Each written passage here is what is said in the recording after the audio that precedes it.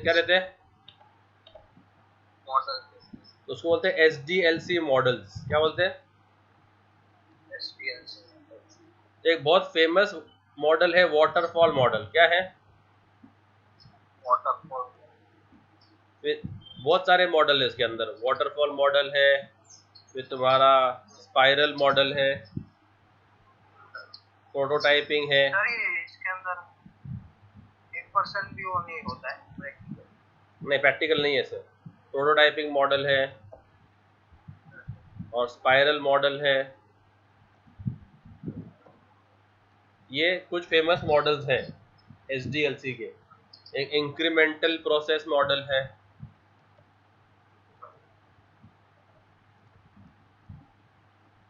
तो ये थोड़े से फेमस मॉडल्स है अपने सिलेबस के अंदर।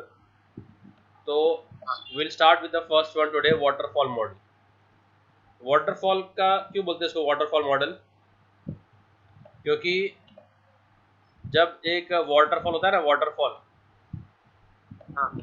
तो उसका जो पानी जो है जो गिरता है वो ऐसे गिरता है नीचे।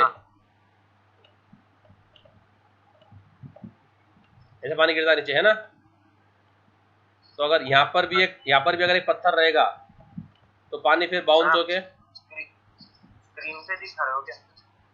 हाँ, तूने शेयर नहीं करा क्या? मैंने दिख रहा है ये?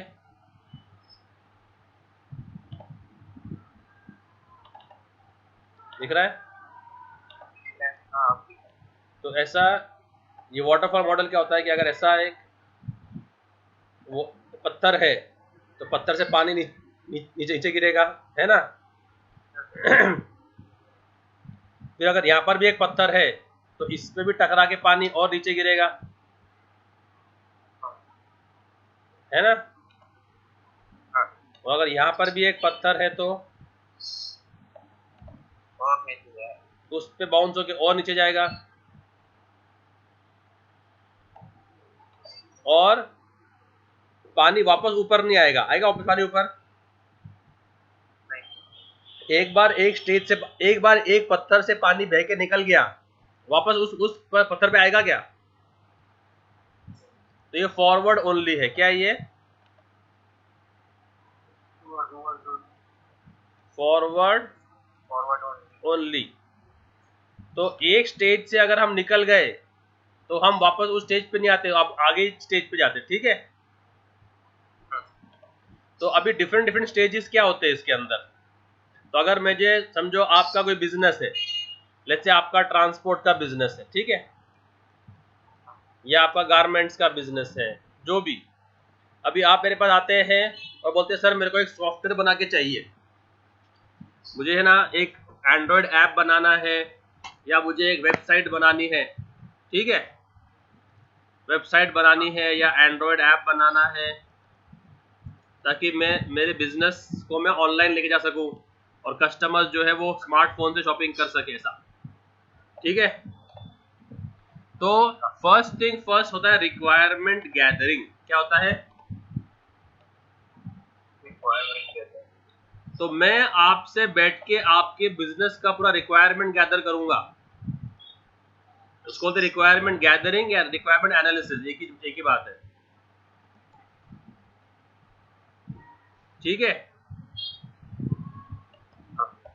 तो मैं आपके साथ में बैठ के आपके बिजनेस का पूरा रिक्वायरमेंट अंडरस्टैंड करूंगा कि आपका बिजनेस है क्या। ट्रांसपोर्ट का है तो क्या कमर्शियल ट्रांसपोर्ट है, क्या वो पैसेंजर ट्रांसपोर्ट है, या कोई वेयर हाउस से आप माल उठाते हैं और रिटेल स्टोर्स पे डिलीवर करते हैं, किस टाइप का ट्रांसपोर्ट है, कितने आपके पास ट्रक है, कितने ड्राइवर्स है, XYZ पूरा, है ना? गारमेंट्स अगर आपका है तो मैं पूछूंगा कि आपका क्या है, कोई मॉल है क्या, छोटी शॉप है, और आप कौन से कैटेगरी को केटर करते हैं, जेंट्स, लेडीज, चिल्ड्रन, या वेस्टर्न गारमेंट्स है कि एथनिक गारमेंट्स है ना? तुम्हारे सप्लायर्स कौन कौन है, तुम मैन्युफैक्चर करते क्या सिर्फ तुम रिटेल करते? तो पूरा बैठ के मैं लूंगा तुम्हारा एनालिसिस। तो ये हो गया रिक्वायरमेंट एनालिसिस। तो बिजनेसमैन के साथ में बैठ के उसके रिक्वायरमेंट्स को समझना कि अपने को सॉफ्टवेयर में डालना क्या है। ठीक है? तो अगर वो बोलता है कि नहीं मुझे सिर्फ मेरे शॉप के लिए बनाना है, कि मेरे शॉप में जो कंप्यूटर रहेगा तो उस कंप्यूटर के ऊपर बिलिंग सॉफ्टवेयर बनाना है, सिर्फ मुझे ऑनलाइन नहीं चाहिए, समझ में आ रहा है? तो अपन उसके लिए फिर वेबसाइट डिजाइन नहीं करेंगे, समझा? तो उसने सिर्फ क्या बोला है कि मेरे एक शॉप है, मेरे शॉप में एक लैपटॉप रहेगा, उस लैपटॉप में कस्टमर शॉपिंग करके आएगा, उसको बिल जनरेट करके देना है। तो मेरे सारे प्रोडक्ट का डिटेल सारे, जैसे मैं बारकोड से स्कैन करूंगा तो बारकोड से स्कैन करते ही मेरे लैपटॉप में वो एंट्री दिखना चाहिए सीधा स्क्रीन के ऊपर। फिर मैं क्वांटिटी एंटर करूंगा तो मेरा प्राइस आ जाना चाहिए कि भाई अगर 100 रुपये का है, उसने 2 पीस लिया है तो 200 रुपये दिखना चाहिए। जीएसटी भी अपने आप कैलकुलेट होना चाहिए, है ना? तो मेरा उसके अंदर कस्टमर डेटा होना चाहिए, कस्टमर डेटाबेस। ये कस्टमर जब फर्स्ट टाइम आएगा उसका जब मैं नेम और मोबाइल नंबर एंटर कर दूंगा, नेक्स्ट टाइम जब वो कस्टमर आएगा तो सिर्फ जैसे ही मैं उसका मोबाइल नंबर एंटर करूंगा उसका नाम अपने आप आना चाहिए। समझ में आ रहा है? देखो, जो एक नॉर्मल सॉफ्टवेयर होता है ना रिटेल आउटलेट के ऊपर, फिर मुझे बारकोड स्कैनर चाहिए, बारकोड स्कैनर के मैं जैसे बारकोड स्कैन करूंगा तो डेटा आ जाना चाहिए उसके अंदर। जीएसटी भी कैलकुलेट अपने आप होना चाहिए। और अगर मुझे कोई हिस्टोरिकल बिल देखना है, कोई कस्टमर आया 1-2 हफ्ते के बाद में आया और रिप्लेसमेंट के लिए आया, तो I should have a historical bills. जैसे मैं बिल नंबर एंटर करूं, बिल नंबर एंटर करते ही मुझे उसका पूरा का पूरा डेटा सामने आना चाहिए कि भाई ये कौन से दिन आया था और क्या शॉपिंग किया था इसने। तो ये जो रिटर्न कर रहा है ये अपने दुकान का माल है क्या किसी और का माल है? समझ में आ रहा है? तो ये सब चीजें जो आपको डालना है सॉफ्टवेयर में, वो हम ओनर के साथ बैठेंगे और इसका रिक्वायरमेंट लेंगे, समझा? और इसको हम डॉक्यूमेंट करेंगे तो उसको बोलेंगे रिक्वायरमेंट गैदरिंग, समझा? डॉक्यूमेंट क्यों करते हैं इसको हम लोग? ताकि बाद में अगर कस्टमर बोले कि सर आपने ये डाला नहीं फीचर, आपने जीएसटी का नहीं डाला उसके अंदर, तो आप बोल सकते देखो आपने जीएसटी बताया नहीं था मुझे शुरू में, रिक्वायरमेंट एनालिसिस के अंदर जीएसटी मेंशन ही नहीं था तो मैंने नहीं डाला। समझ में आ रहा है? तो आप क्या बोलेंगे, आप 100% रिक्वायरमेंट ले लेंगे। क्या ले लेंगे?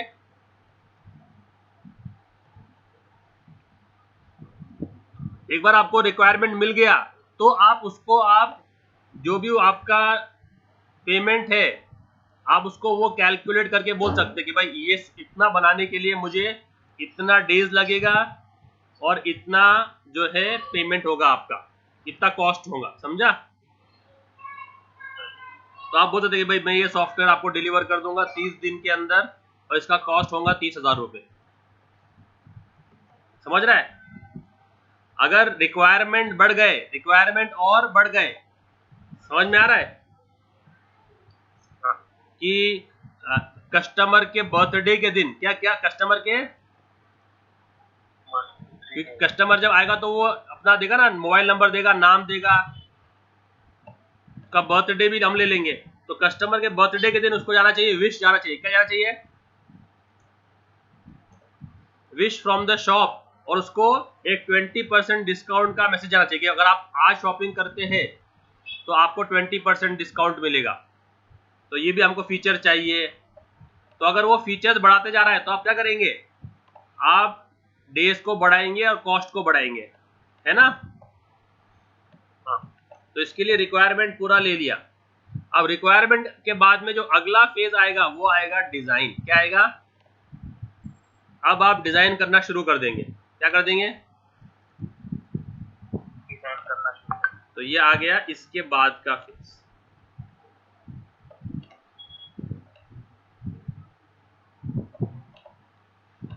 समझ रहा है कि नहीं? अब आप उसको डिजाइन करके ला कर दे देंगे, टेक्स्ट बॉक्सेस, लेबल्स क्या क्या रहेंगे, आपके बटन्स क्या क्या रहेंगे, फॉर्म का फ्लो क्या क्या रहेगा, समझा? तो वो आपका पूरा उसको आप डिजाइन करके लाके दिखा देंगे कि अब उसने डिजाइन में कुछ बोला कि नहीं ये कलर कॉम्बिनेशन सही नहीं लग रहा है, या ये फॉर्म जो है वो ज्यादा लेंदी हो गया, इसको आप 2 फॉर्म पे स्प्लिट कर दो, या ये फील्ड की जरूरत नहीं है, ये फील्ड निकाल दो।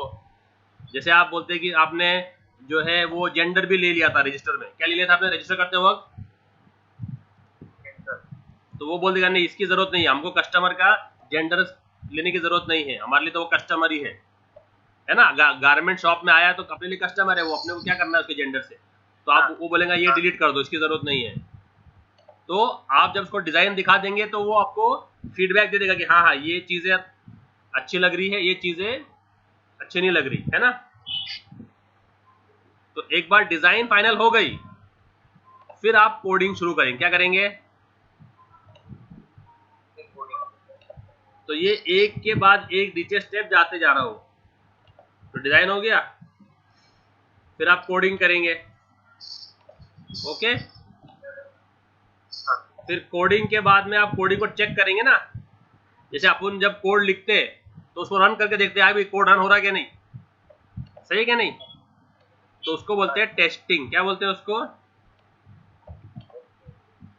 हाँ, टेस्टिंग।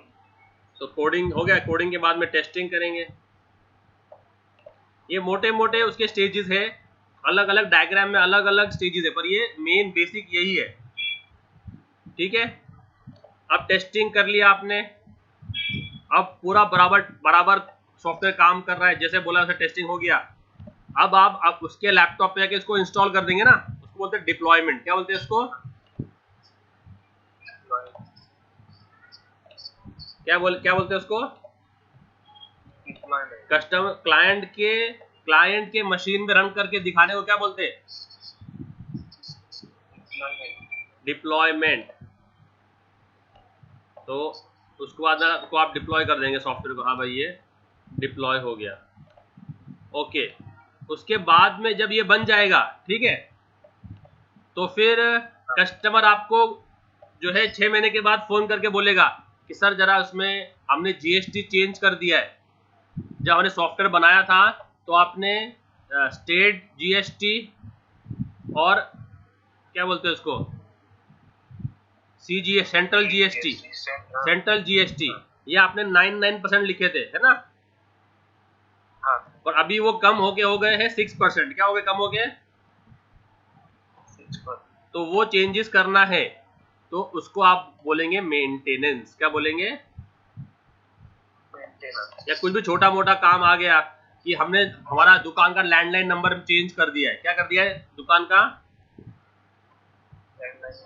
तो जो दिख रहा है स्क्रीन के ऊपर नंबर, जो नंबर बिल पे प्रिंट होके आ रहा है ना, वो नंबर जरा चेंज करने का है, तो वो सॉफ्टवेयर से चेंज होगा ना।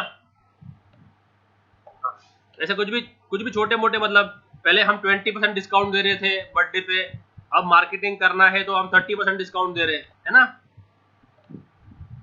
तो उसको बोलते हैं मेंटेनेंस। क्या बोलते हैं उसको? तो ऐसा ये वाटरफॉल होते रहता। तो एक बार रिक्वायरमेंट सारे फ्रीज हो गए, उसके बाद डिजाइन फ्रीज हो जाएगा। ठीक है, तो यहाँ पर अपना फ्रंट एंड डिजाइनर काम आएंगे अपने। यहाँ पर कौन काम आएंगे? तो हर स्टेज पे अलग अलग लोग काम आएंगे। तो यहाँ पर जो है वो समझो तुम्हारा जो मार्केटिंग वाला बंदा गया है वो पूरा का पूरा रिक्वायरमेंट लेके आएगा, है ना, कि मैं एक प्रोजेक्ट लेके आया हूँ। नहीं, क्या लोग मार्केटिंग वाला बंदा भेजते कि तुम काम लेके आओ, और उसको फिर परसेंटेज वाइज पे करते। तो वो जितने ऑर्डर लेके आता है उसको उतना परसेंटेज वाइज पे करते। मार्केटिंग वाला हो गया, या फिर इधर जो है प्रोजेक्ट का और कोई जो है सीनियर मेंबर हो गया, प्रोजेक्ट मैनेजमेंट टीम वाले लोग रहेंगे इसमें। तो रिक्वायरमेंट के लिए डेवलपर नहीं जाएगा, रिक्वायरमेंट लेने के लिए डेवलपर नहीं जाएगा, समझ रहा है। ये मार्केटिंग वाले लोग जाएंगे या प्रोजेक्ट मैनेजमेंट वाले लोग जाएंगे। फिर डिजाइन में कौन आएगा? Front end developer. कौन आएगा? तो उसको अपन बोल देंगे भाई ऐसा फॉर्म डिजाइन करना है, तो वो अपने को डिजाइन करके दे देगा, है ना। तो तुम्हारा यूआई हो गया, इधर क्या हो गया? यूआई या UI x, user interface design, है ना। और फिर कोडिंग में कौन आएगा तुम्हारा? बैकएंड डेवलपर या सॉफ्टवेयर इंजीनियर या सॉफ्टवेयर डेवलपर, जो भी। तो हर बंदे का अलग अलग लाइफ में काम रहता है। फिर इसने बना के दिया तो फिर कौन आएगा? टेस्टिंग वाले में कौन आएगा? सॉफ्टवेयर टेस्टर, है क्या नहीं अदनान? हाँ सर। यहाँ पर कौन आया काम में? फिर सॉफ्टवेयर टेस्टर, है ना। फिर इधर यूनिट टेस्टिंग, दुनिया भर के टेस्टिंग होते हैं इसके अंदर, है ना। देख वो नेक्स्ट चैप्टर में रहेगा, देख चैप्टर नंबर 6 में देख, unit testing, system testing, integration testing, तो सारे टेस्टिंग यहाँ पर होंगे, क्योंकि जब तक टेस्ट नहीं हो जाए तब तक हम डिप्लॉय नहीं कर सकते। कर सकते हैं क्या डिप्लॉय? नहीं। तो टेस्टिंग में अगर कुछ भी इश्यू आया तो ये टेस्टर इसको कोडिंग वाले को रिपोर्ट कर देगा, समझा। तो कोडिंग वाले को बोलेगा कि भाई ये बग्स आ रहे हैं, तो वो बग्स फिक्स करके वापस टेस्टिंग होगा। ओके, फिर यहाँ पर जो है वो डिप्लॉयमेंट वाले चले जाएंगे। तो यहाँ पर कभी कभी हार्डवेयर इंजीनियर क्या होता है, या नेटवर्क इंजीनियर, कि भाई वो लैपटॉप को कनेक्ट करने के लिए एक हब लग रहा है, स्विच लग रहा है, याद है क्या तेरे को ये सब? हाँ, एक राउटर लग रहा है, स्विच लग रहा है ना। हाँ, तो एक सॉफ्टवेयर इंजीनियर यहाँ पर काम आ जाएगा, तो डिप्लॉयमेंट टीम के अंदर। और फिर मेंटेनेंस जो भी वो बोलेगा तो डेवलपर अपना मेंटेनेंस कर देगा।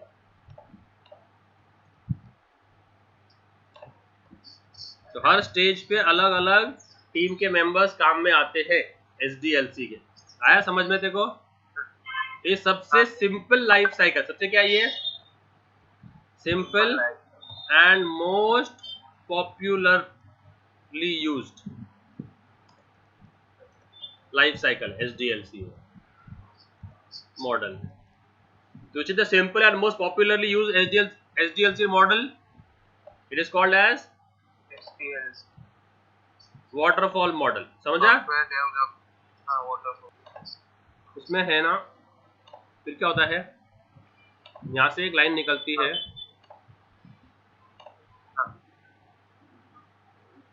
यहाँ से एक लाइन निकलती है और वो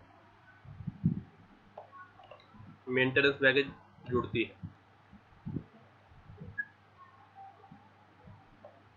और ये ऐसा सब जगह पर जाती है लाइन। तो ऐसा है, ये कंप्लीट डायग्राम कंप्लीट हो गया।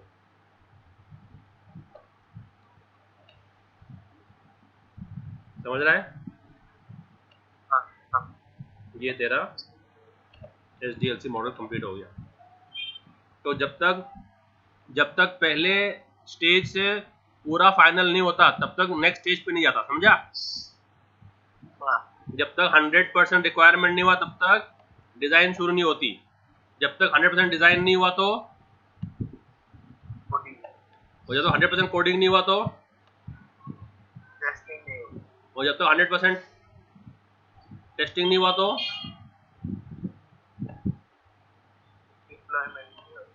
और जब तक डिप्लॉयमेंट नहीं होता तब तक क्या नहीं होता?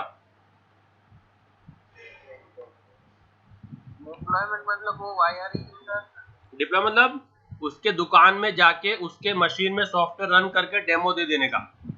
उसके जो है ना अकाउंटेंट लोग जो ऑपरेट करते लैपटॉप को, उनको डेमो दे देने का। समझ में आ रहा है? तो अपने अपने मशीन पर किया ना, तो जो अपने पास क्या बोलते हैं एप्पल का लैपटॉप है, आपने सारा सॉफ्टवेयर एप्पल के लैपटॉप पे बनाया, ठीक है। अब कस्टमर के लैपटॉप पे विंडोज है, अब हमारा सॉफ्टवेयर हमको थोड़ी अपने इस पे रन करना है एप्पल पे, अपने को किस पे रन करना है? विंडोज पे ना। हाँ, तो फिर अपने को उसके लैपटॉप पे डिप्लॉय करने के लिए फिर जो जो चीजें लगेंगी वो अपने को वहां पर डालना पड़ेगा। समझ में आ रहा है? तो उसको बोलते हैं डिप्लॉयमेंट। तो जो भी हार्डवेयर जो भी सॉफ्टवेयर लगने वाले हैं उसके मशीन में वो पूरा डिप्लॉय करना। तो कभी कभी वो थर्ड पार्टी होते हैं, क्या होते हैं? अभी इनम टेक ने सॉफ्टवेयर बना के दिया, पर विंडोज तो नहीं ना इनम टेक का। तो अभी अगर विंडोज क्रैश हो जाता है उसका तो सॉफ्टवेयर रन नहीं होगा। तो फिर अपने को डिप्लॉयमेंट के अंदर थर्ड पार्टी के बहुत सारे सॉफ्टवेयर को काम पे लाना पड़ता है। समझा?